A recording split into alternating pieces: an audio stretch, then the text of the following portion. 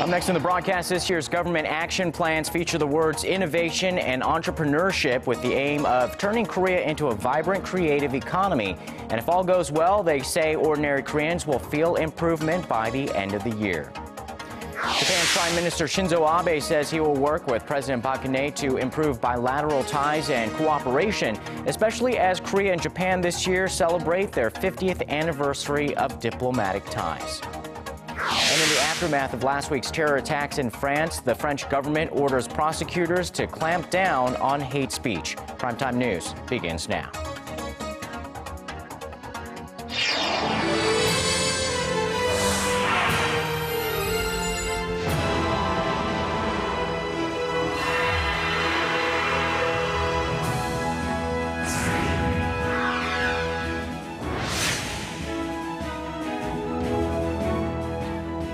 Welcome to the program. You're watching Primetime News, coming to you live from Seoul. I am Kang Cheri. And I'm Sean Lim. Thanks so much for joining us tonight. We begin with the latest efforts on Korea's creative economy drive, where the nation's economy-related ministries and agencies presented their action plans for this year to President Park Geun-hye. Their pledge is to support small businesses and startups with the needed funds and so-called creative economy centers. Song Ji-sun has the details. Innovation and entrepreneurship are the keywords for 2015. 5 government ministries and organizations in charge of science, technologies, and industries put together a blueprint on Thursday to turn Korea into a vibrant, creative economy.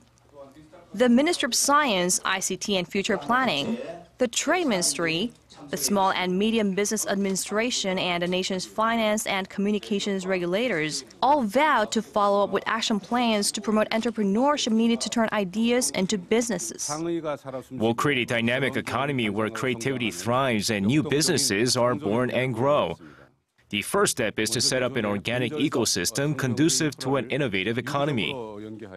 One of the government's top projects this year is setting up innovative creative economy centers in 17 industrial sites by June. Each center will specialize in one specific industry based on the strength and characteristics of the local area. One-stop services will be provided at these centers for startups seeking funds, partners, distribution channels, and clients.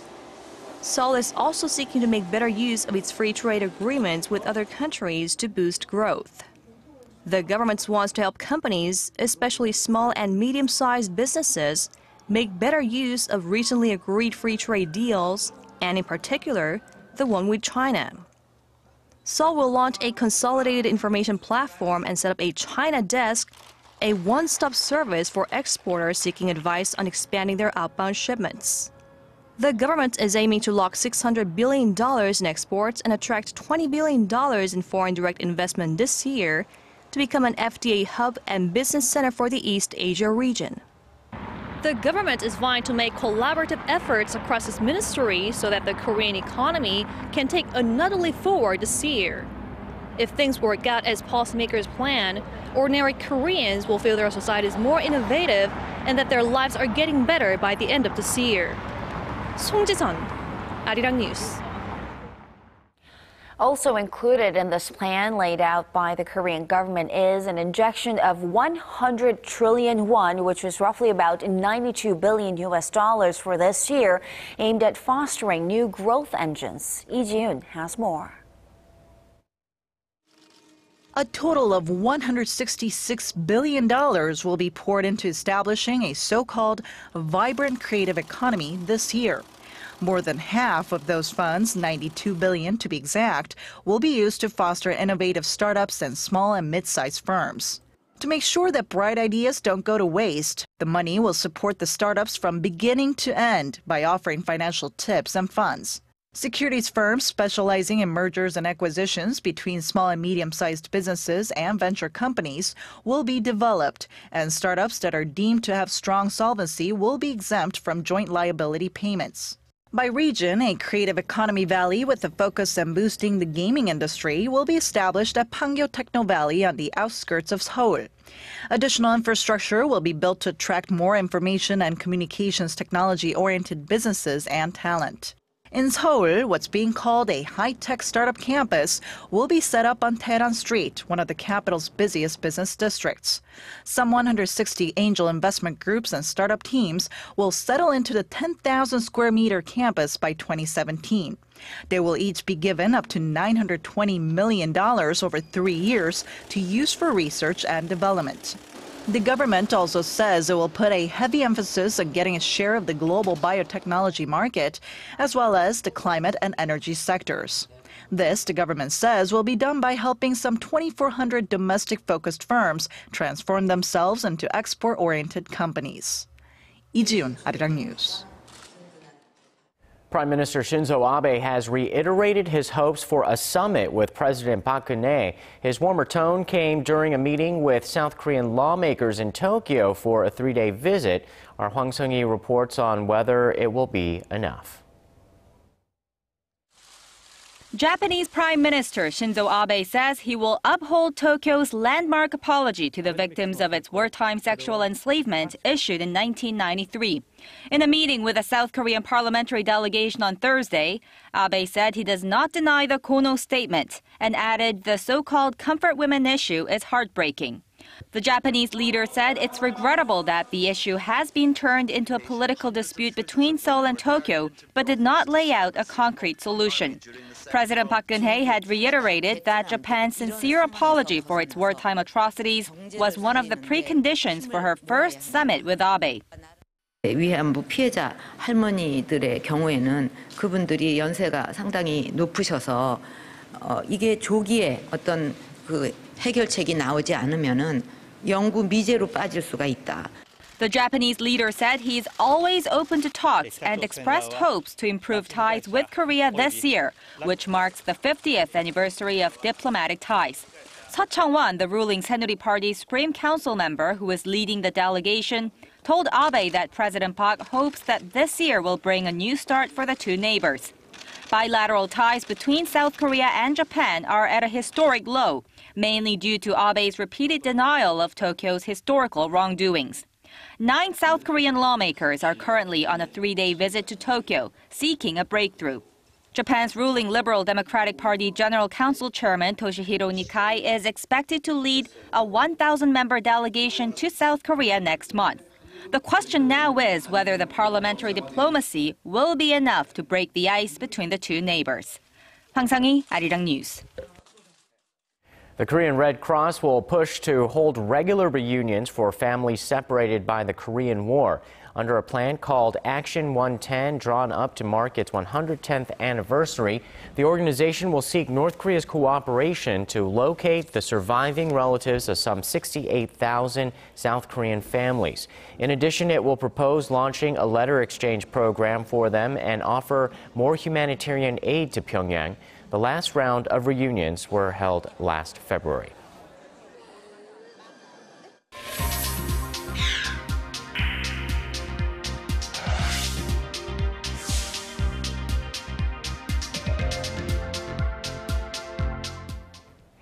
Korea's central bank cut its growth outlook for this year to 3.4% today, citing the sluggish fourth quarter growth last year. But it kept its key rate steady, saying the current 2% rate is accommodative enough to support growth. Shin Se-min has the details. The Bank of Korea on Thursday cut its growth outlook for the Korean economy this year by 0.5 percentage point to 3.4%. The central bank governor said the downgrade is largely due to weak economic performance in the fourth quarter of last year. The lower-than-expected fourth-quarter growth came largely from a fall in government spending due to a lack of tax revenue and sluggish exports of intermediary goods. Experts also point out structural problems that are hurting the country's growth potential. They say the country's snowballing household debt that already stands at roughly $920 billion may dent domestic demand. And as the government focuses on structural reforms to pull the economy out of its low-growth rut rather than short-term measures, the BOK kept its key rate unchanged at 2% this month. It's continuing its wait-and-see approach for a third straight month following 2 rate cuts in the second half of last year. The BOK governor also said that the key rate is accommodative enough to support economic growth. Still, market expectations are building over another rate cut sometime in February or March. If the economy continues to perform below expectations, then there's a higher chance that the BOK will change its stance in setting the base rate. The central bank, however, expects private spending to pick up gradually towards the end of this year, thanks to the falling global oil prices and the economic recovery in the U.S. Shin Se-min, Arirang News. 6 out of 10 women in Korea in their 40s and 50s are now back to work. A noticeable improvement, many would say, compared to the past. But if you look at this trend a little more closely, it may not be all good news. Kim Ji-yeon tells us why.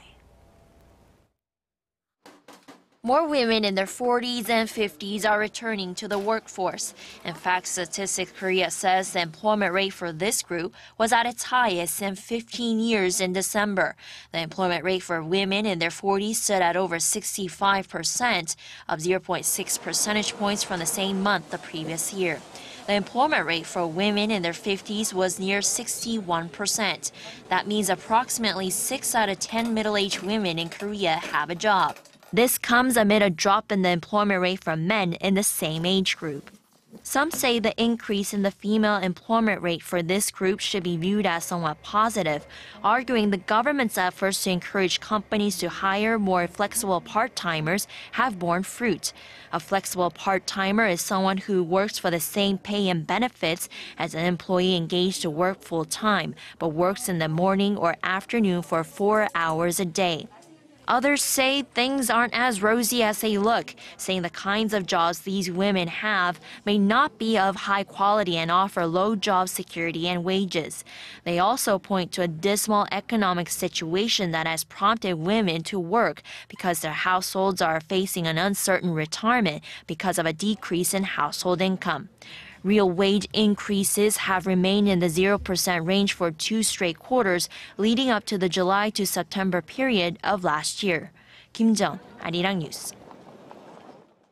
Samsung Electronics has released a smartphone in India that runs on its own Tizen operating system. The Z1 is the company's first non-Android smartphone.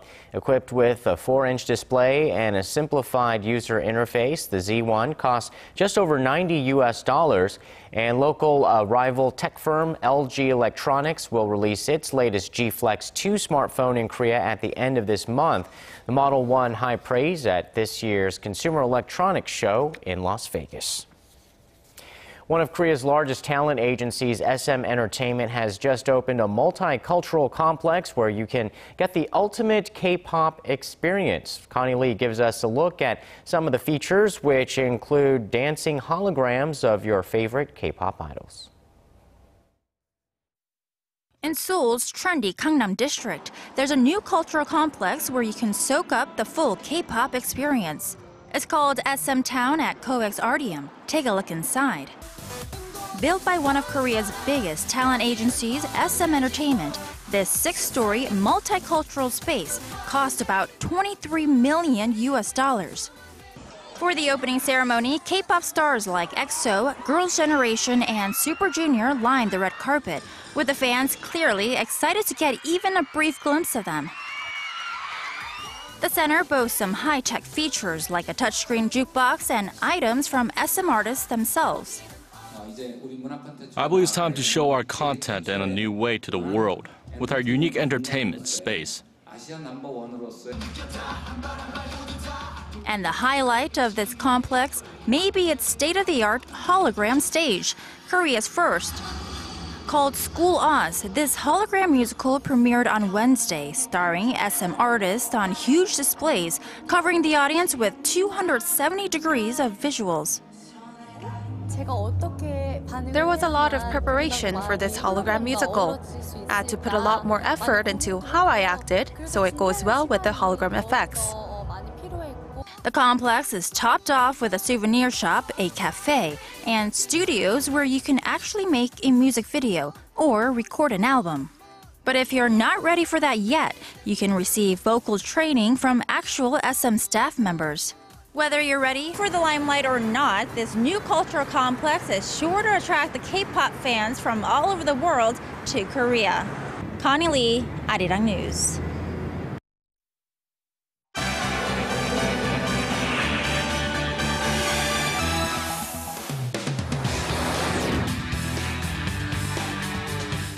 Authorities in France have arrested over 50 people for allegedly defending last week's terror attacks that claimed 20 lives. For more, we turn to Paul Yee at the News Center. Paul, the people of France are still reeling from this series of shocking attacks, but what exactly triggered this latest crackdown? Well, the French government on Wednesday ordered prosecutors around the country to clamp down on hate speech, anti-Semitism, and those who voice support for acts of terrorism. Comedian Diodane Mbala was one of those detained on potential charges of glorifying terrorism in a post he made on Facebook. Meanwhile, mourners continue to visit and pay tribute at the memorial site outside the embattled offices of Charlie Hebdo. What happened Sunday really gave us all strength to fight and to not be defeated by what happened. Because what happened should serve as a lesson, we should rise from it. And honestly, I'm proud to see this, and it makes me feel better. Demand for the first issue of the French satirical magazine since last Wednesday's deadly attack has been soaring, with millions of more copies being printed. Leading Islamic scholars and Muslim leaders have condemned the cover featuring the Prophet Muhammad, raising fears it may incite further violence. Shifting to the U.S., the Republican-led House of Representatives has voted to overturn large parts of President Barack Obama's immigration policies. The White House described Wednesday's vote as merely political theater and vowed to push ahead. Republican leaders shot back, accusing President Obama of overreaching his authority. Our Kim Hyun-bin has more.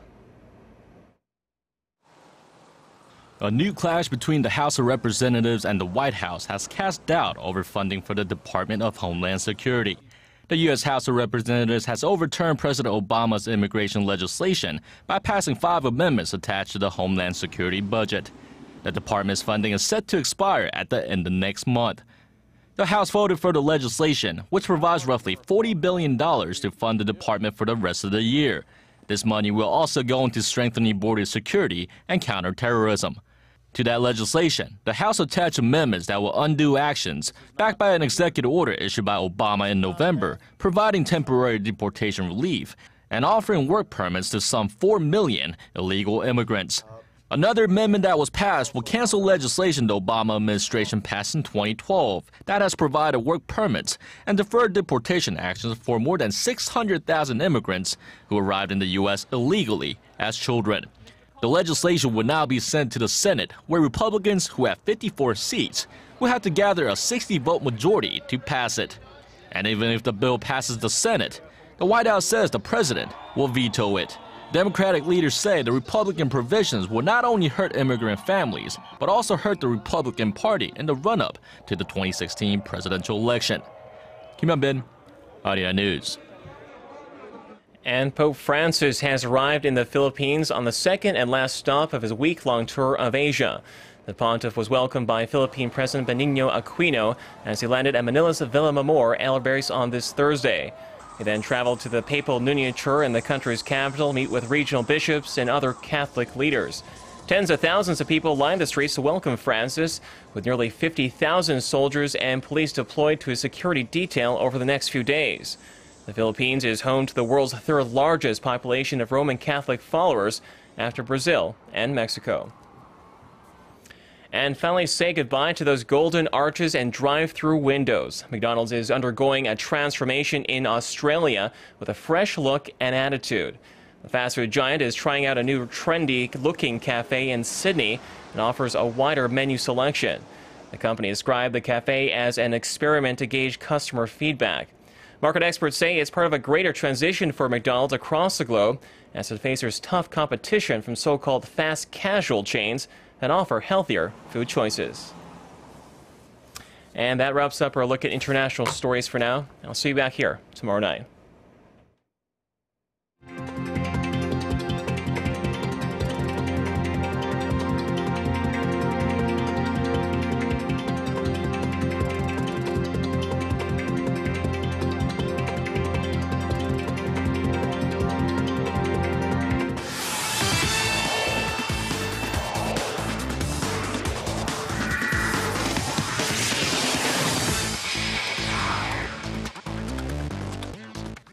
Hello and welcome. I'm Stephen Che with the Sports Brief.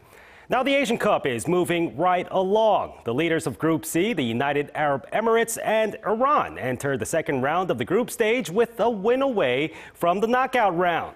To the first match, it was the UAE taking on Bahrain. And immediately following the opening whistle, Ali Mabkaoud put the UAE up ahead with one of the quickest goals on record.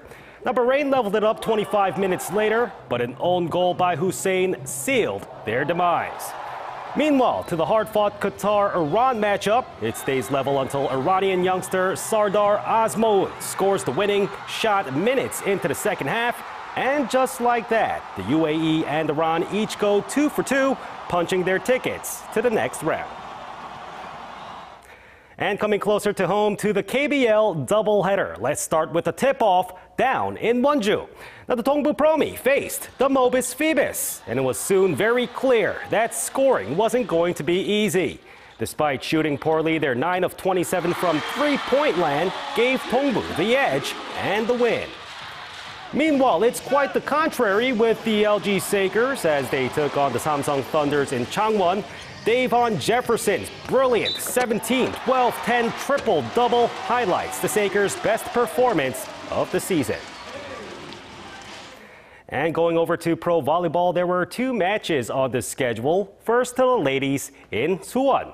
Now the Hyundai ENC Hill State faced the GS Caltex Kicks, and the Hill State built up a 2-0 lead before the Kicks rally for 2 sets. Now the run fills up their tank as GS Caltex drives to the comeback victory. And for the men, the KEPCO Vic Storm host the Uri Card Hanse, and it goes the distance here as well as the Hanse force the last set. There, the Vic Storm take advantage to take the match 3-2. And rounding out with golf, the European Tour makes a stop in Abu Dhabi with the world's best golfer in tow, while the PGA Tour stays in Hawaii for the Sony Open. First up, world number 1 Rory McIlroy tees off for the first time this year at the HSBC Golf Championship. Paired with Ricky Fowler and faced with a tough field that has world number 2 Henrik Stenson and 3-time winner Martin Keimer, competition will heat up in the desert.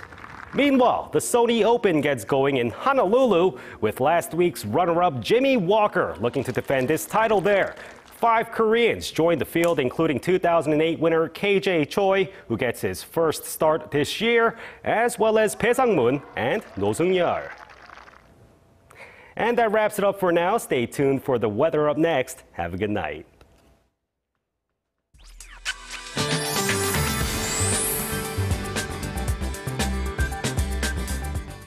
Hello, I'm Kim Bo-kyung with your weather forecast.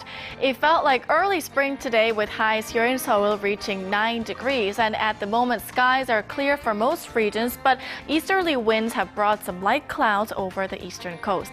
Showers are in store for tomorrow. They will begin in the central regions before spreading to other areas, dropping less than 5 millimeters. Snow is also forecast. Seoul will get about a centimeter, while up to 3 centimeters will cover parts of the Gangwon-do and Chungcheongbuk-do provinces. We will start off the morning under warm winter weather. However, in the afternoon, snow or showers will pull down numbers to seasonal norms. And do keep in mind that strong winds could make things feel slightly colder than the actual numbers. On to Friday's readings. Seoul reaches 4, Daegu 8, Gwangju 6, Busan hits 11. On to other regions. Jeju makes it to 10, Dokdo 7, Mount Kumgang -4. That's all the updates I have for you now, and more updates coming up after midnight. See you then. That's Primetime News for this Thursday. Thanks for watching. I'm Sean Lim. And I'm Kang Tae-ri. Have a great evening, everyone. We'll see you again soon.